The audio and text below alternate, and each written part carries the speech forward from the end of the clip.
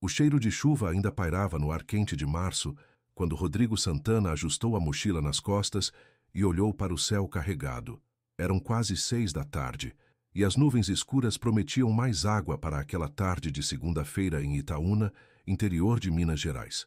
Aos 28 anos, Rodrigo havia desenvolvido o hábito de sempre observar o tempo, trabalhava como técnico em refrigeração e sabia que chuva significava mais chamadas de emergência. Na esquina da rua São José com a avenida principal, o movimento típico do final de expediente começava a se formar. Carros buzinavam impacientes, pedestres caminhavam apressados sob as marquises das lojas, e o som dos motores de mototáxi ecoava entre os prédios baixos do centro da cidade. Rodrigo conhecia bem essa rotina. Há 3 anos fazia o mesmo trajeto, do escritório da empresa de refrigeração até sua casa no bairro Santa Rita, do outro lado da cidade. Ele puxou o celular do bolso e checou as mensagens. Nada de urgente. Sua mãe, Dona Conceição, havia mandado um recado lembrando do aniversário da prima no final de semana. Seu irmão mais novo, Lucas, perguntava se ele ia conseguir chegar cedo para assistirem juntos ao jogo do Cruzeiro. Rodrigo sorriu ao digitar a resposta. Saindo agora, chego aí rapidinho. Foi então que avistou a moto amarela se aproximando. Gilberto Santos, 45 anos, era um dos mototaxistas mais conhecidos da região central. Dirigia há mais de uma década pelas ruas de Itaúna, tinha fama de ser cuidadoso no trânsito e sempre mantinha conversas descontraídas durante o trajeto. Rodrigo já havia andado com ele algumas vezes. Era uma das opções mais confiáveis quando o ônibus atrasava ou quando a pressa apertava. "E aí, Rodrigo?" "Como vai, rapaz?" gritou Gilberto, parando ao lado do meio-fio e levantando a viseira do capacete. Suas mãos calejadas seguravam firme o guidão, e o motor da Honda CG vermelha ronronava em ponto morto. "Tudo tranquilo, seu Gilberto. Pode me levar até o Santa Rita, Rua das Palmeiras, como sempre." "Claro, sobe aí. Está com pressa hoje?" Rodrigo colocou o capacete sobressalente e subiu na garupa. "E nem tanto. Só quero chegar antes da chuva forte." Eram exatamente 18h07 quando partiram. O trânsito estava mais movimentado que o usual. Uma batida entre 2 carros na Avenida Getúlio Vargas havia criado um congestionamento que se estendia até a região central. Gilberto conhecia bem as ruas da cidade e decidiu pegar um caminho alternativo, pela Rua do Comércio, depois a Estrada da Cachoeira, que margeava a zona rural e conectava diretamente ao bairro Santa Rita. "Vai ser mais rápido por aqui", explicou Gilberto, acelerando pela rua de paralelepípedos. "E ainda por cima, você vai ver uma paisagem bonita." A Estrada da Cachoeira era uma via de mão dupla que cortava uma área semi-rural nos arredores de Itaúna. De um lado, pequenos sítios e chácaras se estendiam até onde a vista alcançava. Do outro, plantações de milho e cana-de-açúcar criavam um tapete verde que ondulava com o vento. Era um trajeto que Rodrigo raramente fazia. Geralmente preferia as avenidas principais, mesmo com mais trânsito. Às 18h15, quando passavam pela altura do quilômetro 7 da estrada, Rodrigo mandou sua última mensagem. Foi para Lucas: "Chegando aí, mano. Trânsito complicado, mas já estou quase." A mensagem foi entregue, mas nunca foi lida. O que aconteceu nos minutos seguintes permanece um mistério que assombrou Itaúna pelos próximos 6 anos. Nem Rodrigo nem Gilberto chegaram ao destino naquela noite. A moto vermelha não foi vista passando pela Rua das Palmeiras. Não houve acidente registrado na Estrada da Cachoeira. Não houve chamadas de socorro, gritos por ajuda ou qualquer sinal de emergência. Às 19h30, Lucas ligou para o celular do irmão pela primeira vez. A chamada foi direto para a caixa postal. Às 20 riu, tentou novamente. Mesmo resultado. Às 20h45, preocupado com o atraso, ligou para Dona Conceição. "Rodrigo não chegou ainda, mãe. E o celular dele está desligado." Dona Conceição, uma mulher de 54 anos que trabalhava como faxineira no hospital da cidade, sentiu um aperto no peito que não conseguia explicar. Rodrigo era pontual por natureza. Sempre avisava quando se atrasava e jamais deixava o celular descarregar sem avisar. Alguma coisa estava errada. Às 21h30, ela tomou a decisão que mudaria suas vidas para sempre. Ligou para a polícia militar e fez o primeiro boletim de ocorrência. Meu filho saiu do trabalho às 6 da tarde e não chegou em casa. Isso não é normal. Alguma coisa aconteceu. Naquela noite, enquanto a chuva finalmente chegou e transformou as ruas de terra da zona rural em lamaçais escorregadios, duas famílias, a de Rodrigo e a de Gilberto, começaram a viver o pior pesadelo de suas vidas. Eles não sabiam ainda, mas essa seria apenas a primeira de muitas noites em claro que os esperavam. 48 horas haviam se passado desde o desaparecimento, e a cidade de Itaúna começava a ferver com rumores e teorias. Na delegacia central, o delegado Carlos Mendonça organizava a maior operação de busca da história recente da cidade. Duas pessoas que desapareceram simultaneamente não era caso comum, especialmente quando uma delas era um mototaxista experiente que conhecia cada curva das estradas locais. Dona Conceição não havia dormido desde segunda-feira. Suas mãos tremiam constantemente e ela repetia as mesmas palavras como um mantra. Rodrigo sempre avisa quando se atrasa. Sempre. Lucas, por sua vez, havia faltado ao trabalho para se juntar às buscas organizadas pelos moradores do bairro Santa Rita. Dezenas de vizinhos, amigos e conhecidos se voluntariaram para percorrer cada metro da estrada da Cachoeira. A família de Gilberto Santos vivia o mesmo desespero. Sua esposa, Márcia, grávida de 6 meses do terceiro filho, caminhava pelos corredores do hospital em estado de choque. Ele conhece essas estradas melhor que ninguém, repetia para qualquer pessoa que quisesse ouvir. Gilberto nunca se perdeu, nunca se envolveu em confusão. Ele é pai de família, homem sério. As primeiras 72 horas de investigação se concentraram na estrada da Cachoeira. Uma equipe do Corpo de Bombeiros, acompanhada de cães farejadores, percorreu os 15 quilômetros da via principal e todas as estradas secundárias que delas se ramificavam. Helicópteros da Polícia Civil sobrevoaram a região em busca da moto vermelha ou qualquer sinal dos desaparecidos. O resultado foi assustadoramente vazio. Não havia marcas de frenagem no asfalto. Não havia destroços de acidente. Não havia sinais de que a moto tivesse saído da pista. Era como se Rodrigo e Gilberto tivessem simplesmente evaporado no ar quente daquela tarde de março. Em 30 anos de polícia, nunca vi um caso assim, confessou o delegado Mendonça para a imprensa local. 2 pessoas, uma motocicleta, uma estrada que eles conheciam bem e nenhum rastro. É como se tivessem desaparecido do mapa. A comunidade de mototaxistas de Itaúna se mobilizou como nunca antes. Mais de 50 profissionais suspenderam suas atividades para se juntarem às buscas. Eles conheciam cada atalho, cada trilha de terra, cada propriedade rural da região. Se havia um lugar onde Gilberto poderia ter levado Rodrigo, eles encontrariam. Mas os dias se transformaram em semanas, e as semanas em meses, sem qualquer descoberta. A investigação começou a tomar rumos diferentes. A polícia passou a considerar a possibilidade de sequestro, assalto ou acerto de contas. Investigaram a vida financeira de Rodrigo, técnico em refrigeração com salário modesto, sem dívidas significativas ou inimigos conhecidos. Vasculharam o passado de Gilberto, mototaxista há 15 anos, sem antecedentes criminais, conhecido pela honestidade e pontualidade. Ambos levavam vidas simples, trabalhadoras, sem envolvimento com drogas, jogos ou atividades ilícitas. Não havia motivo aparente para que alguém quisesse prejudicá-los. Em junho de 2010, 3 meses após o desaparecimento, a primeira pista falsa surgiu. Um morador da zona rural afirmou ter visto uma moto vermelha abandonada próximo a um açude a 30 quilômetros de Itaúna. A informação mobilizou dezenas de pessoas, incluindo mergulhadores do Corpo de Bombeiros que vasculharam o fundo do açude durante 2 dias. Encontraram apenas lama e galhos submersos. A segunda pista falsa veio em setembro. Uma ligação anônima informava que 2 homens estavam sendo mantidos em cativeiro numa fazenda abandonada na divisa com o município vizinho. Novamente, dezenas de policiais cercaram a propriedade. Encontraram apenas mato alto e animais selvagens. A terceira, quarta e quinta pistas falsas se seguiram ao longo de 2011. Cada uma trazia uma nova esperança para as famílias, e cada uma terminava em mais decepção e desespero. Dona Conceição desenvolveu uma rotina obsessiva. Todas as manhãs caminhava até a esquina, onde Rodrigo havia pegado o mototáxi. Ficava ali por 1 hora olhando para a avenida principal, como se ele fosse aparecer a qualquer momento.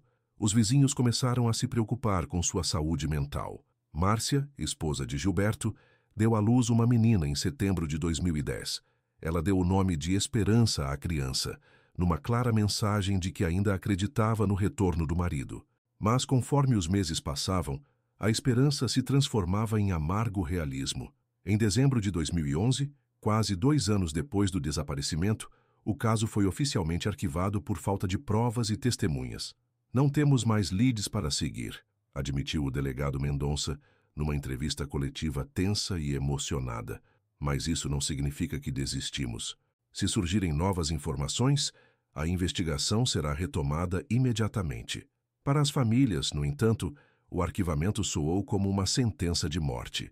Era o reconhecimento oficial de que Rodrigo e Gilberto provavelmente não voltariam mais para casa. Lucas, irmão de Rodrigo, mudou-se para Belo Horizonte no início de 2012. Não aguento mais viver nessa cidade, confessou para a mãe. Cada rua, cada esquina me lembra dele. Preciso recomeçar em outro lugar. Dona Conceição permaneceu em Itaúna, mas nunca mais foi a mesma. Seus cabelos ficaram completamente brancos em menos de 1 ano. Desenvolveu uma expressão permanentemente triste que nem os sorrisos forçados conseguiam disfarçar. Continuava trabalhando no hospital, mas seus colegas notavam que ela frequentemente parava o que estava fazendo e ficava olhando para o horizonte, como se estivesse esperando alguém. A vida de Márcia também se fragmentou. Criando 3 filhos sozinha, ela se mudou para a casa dos pais e raramente falava sobre Gilberto. Quando alguém mencionava o nome do marido, seus olhos se enchiam de lágrimas que ela se esforçava para conter.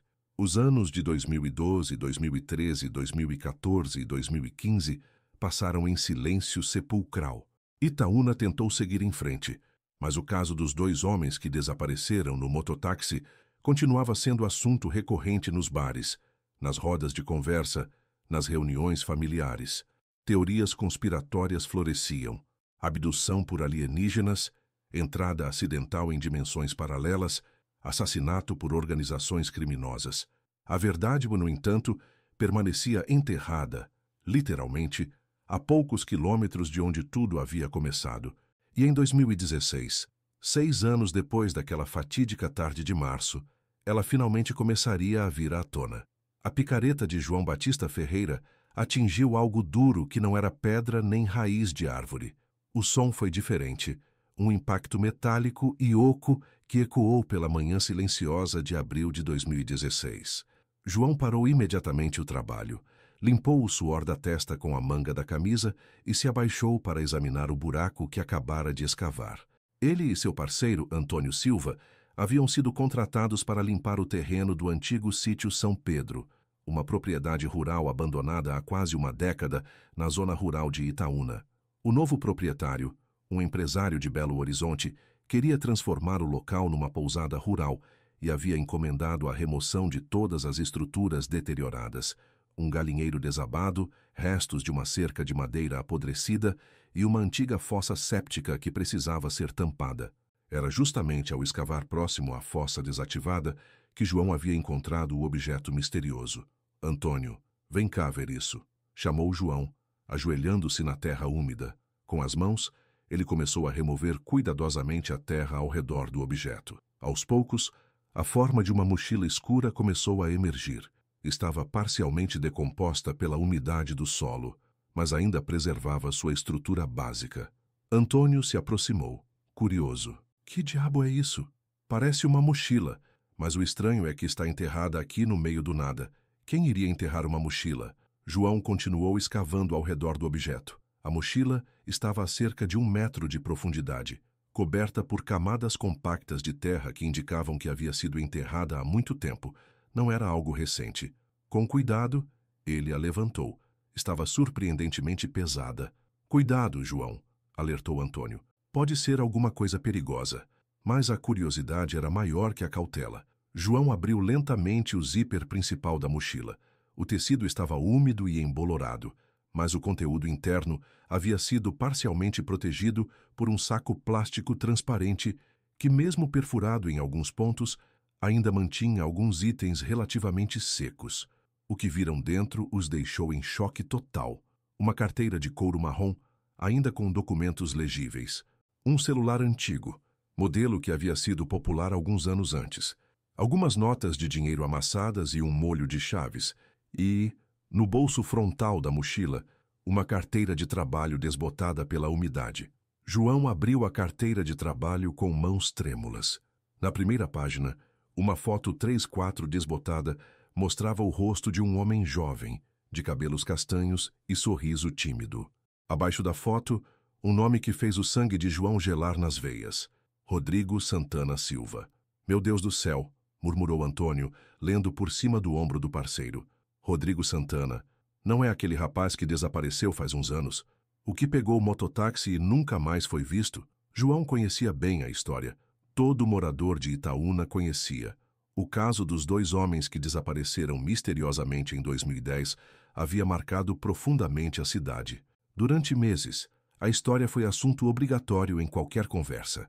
E agora, 6 anos depois, ele estava segurando nas mãos os pertences pessoais de Rodrigo Santana. Mas como esses objetos haviam parado ali, enterrados no meio de um sítio abandonado, João examinou a carteira mais de perto.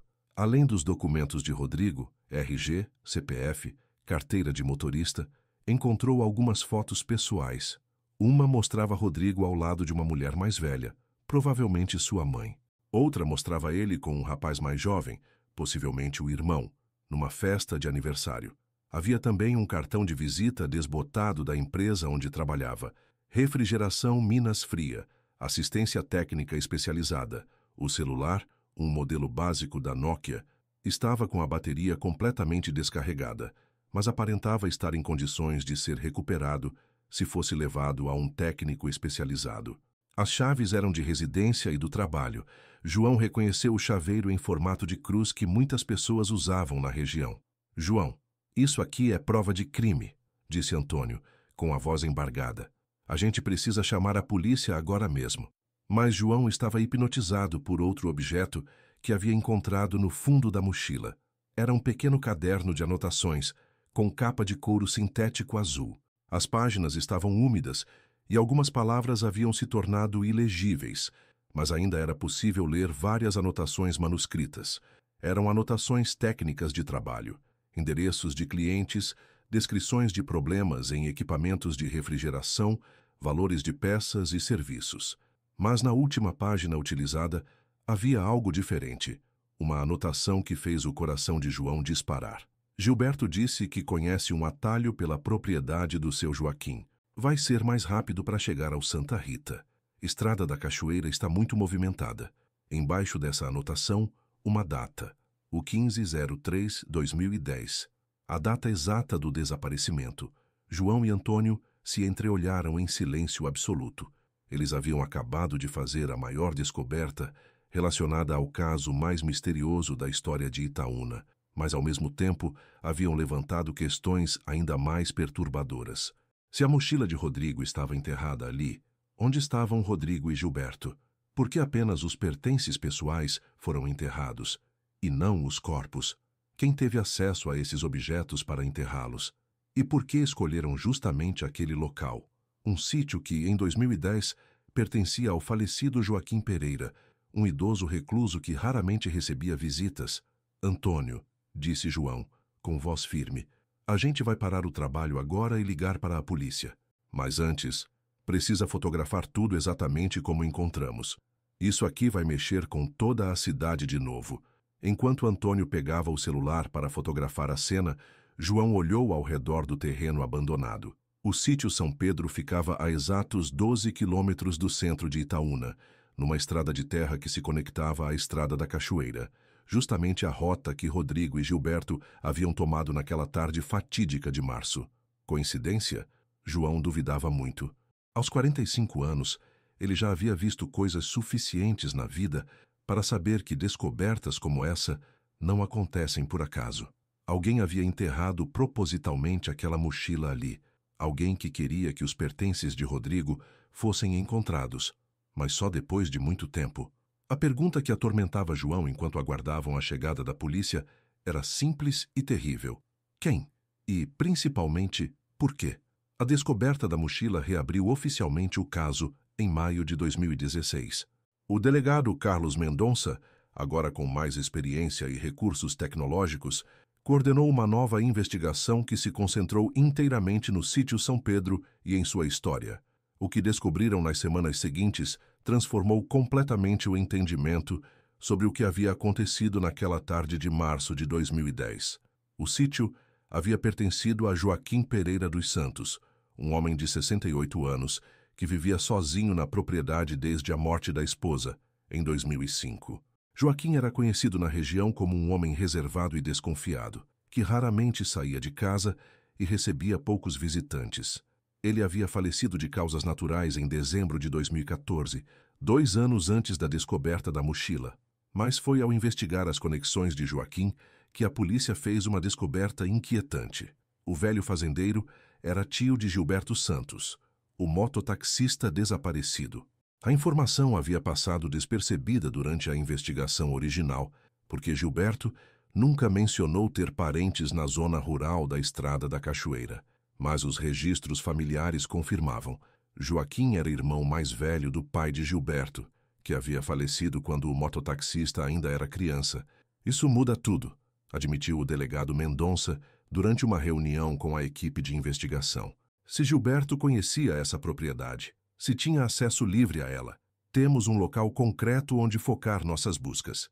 A autorização para escavar o terreno foi concedida pelo novo proprietário, e uma equipe especializada do Instituto de Criminalística começou um trabalho meticuloso de prospecção.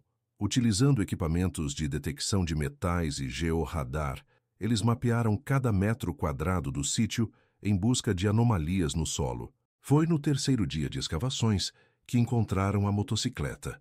Ela estava enterrada a 2 metros de profundidade, numa cova cuidadosamente cavada atrás do antigo galinheiro. A Honda CG vermelha de Gilberto estava em estado avançado de decomposição, mas ainda preservava características que permitiram identificação inequívoca, número do chassi, placa e algumas peças modificadas que Gilberto havia instalado pessoalmente. Mas não havia sinais dos corpos de Rodrigo e Gilberto.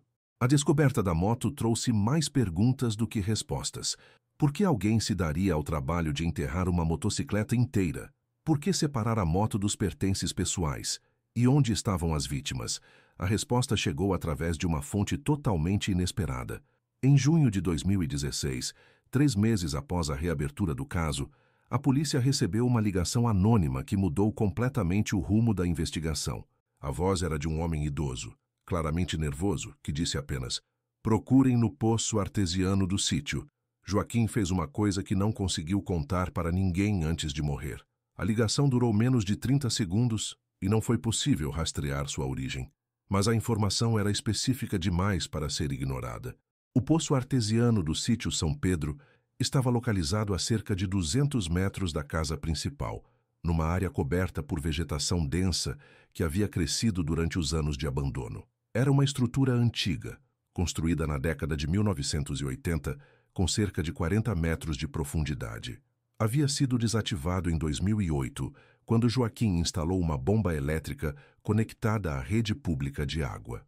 A equipe de mergulho do Corpo de Bombeiros desceu no poço numa manhã de julho. O que encontraram no fundo confirmou os piores temores de todos os envolvidos na investigação. 2 esqueletos humanos, ainda parcialmente vestidos, jaziam no fundo seco do poço. Um deles usava os restos de um uniforme de mototaxista, calça jeans, camiseta polo e botas de couro. O outro vestia roupas casuais compatíveis com as que Rodrigo usava no dia do desaparecimento. A perícia confirmou. Eram os restos mortais de Rodrigo Santana Silva e Gilberto Santos. Mas a descoberta dos corpos trouxe uma revelação ainda mais perturbadora. O exame dos ossos indicava que ambos haviam morrido por traumatismo craniano, golpes contundentes na parte posterior da cabeça. Não havia sinais de luta ou resistência. Tudo indicava que foram atacados de surpresa, por trás, e foi nesse momento que surgiu a peça final do quebra-cabeças. Durante a limpeza dos pertences deixados por Joaquim na casa do sítio, Os investigadores encontraram um diário manuscrito escondido dentro de uma lata de biscoitos no porão. O diário cobria os últimos 4 anos de vida do fazendeiro, de 2011 a 2014, e continha relatos detalhados de depressão, culpa e paranoia. Na entrada datada de 23 de dezembro de 2011, quase 2 anos após os assassinatos, Joaquim havia escrito: "Não aguento mais carregar esse peso. Todas as noites vejo os rostos deles. O rapaz nem me conhecia. Só estava ali no lugar errado, na hora errada. Gilberto devia ter me contado que estava trazendo um passageiro. Eu não esperava que fossem 2. Nas páginas seguintes, a confissão completa se revelava de forma fragmentada e emocionalmente perturbada. Aquela tarde estava desesperado. Tinha perdido tudo no jogo. Devia mais de 50 mil reais para gente perigosa. Eles tinham dado prazo até o final do mês para eu pagar, senão iam queimar minha casa comigo dentro. Vi Gilberto chegando com a moto e pensei, ele tem dinheiro guardado, trabalha todo dia, pode me emprestar. Mas quando vi que tinha um rapaz junto, entrei em pânico. Não podia deixar testemunhas. Peguei a marreta que usava para quebrar lenha e, Deus me perdoe, eu não queria, mas não tinha escolha. Enterrei a moto para ninguém encontrar. Os pertences do rapaz enterrei longe, perto da fossa antiga. Achei que assim, se encontrassem, iam pensar que foram assaltados na estrada e os bandidos jogaram as coisas fora. A confissão continuava por várias páginas, detalhando como Joaquim havia passado os anos seguintes atormentado pela culpa, desenvolvendo problemas de saúde mental e isolando-se cada vez mais do mundo. Na última entrada, datada de março de 2014, apenas alguns meses antes de sua morte, ele escreveu: "Vou morrer logo, sinto no corpo. Não tive coragem de confessar para ninguém, mas talvez depois que eu partir, Deus arranje um jeito da verdade aparecer. Essas famílias merecem saber o que aconteceu."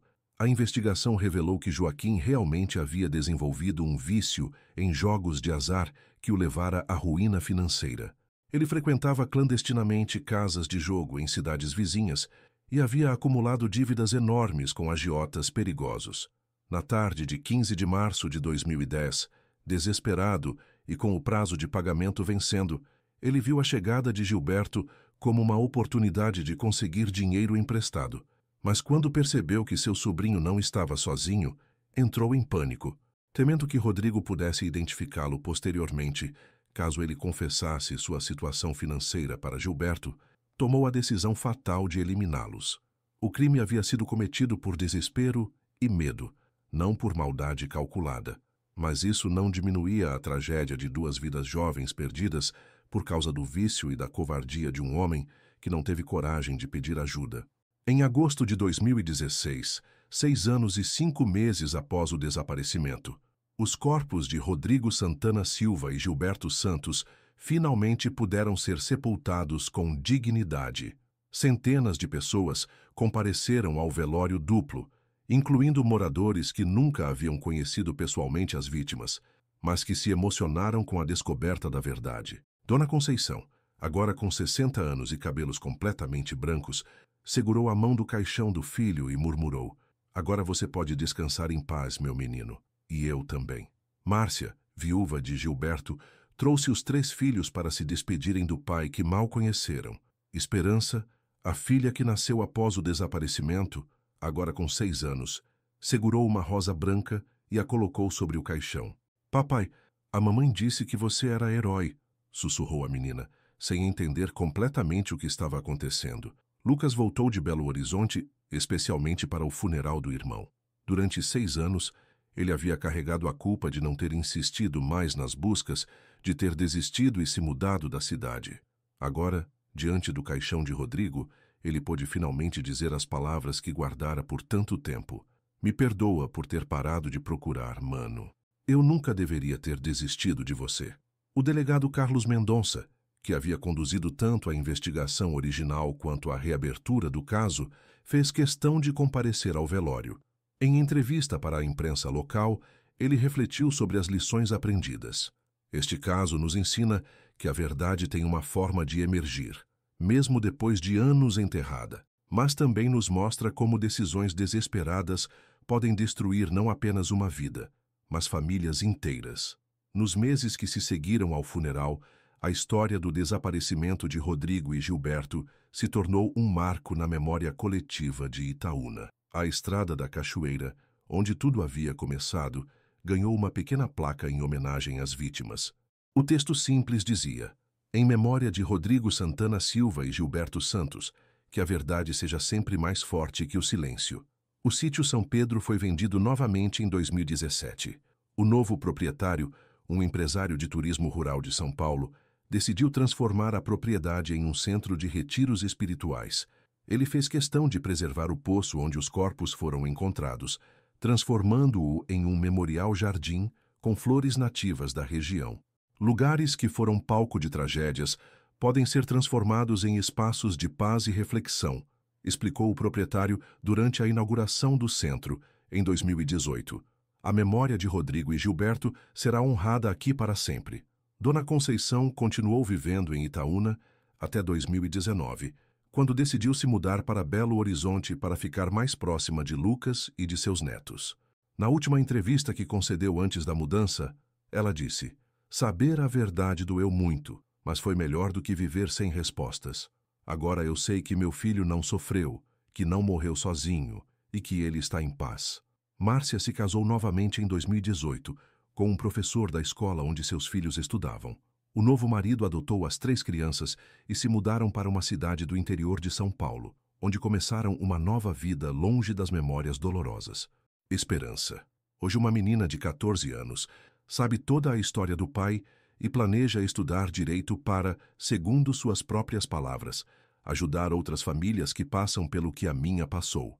João Batista Ferreira e Antônio Silva, os cavadores que encontraram a mochila, nunca mais conseguiram trabalhar em escavações sem lembrar daquela manhã de abril de 2016.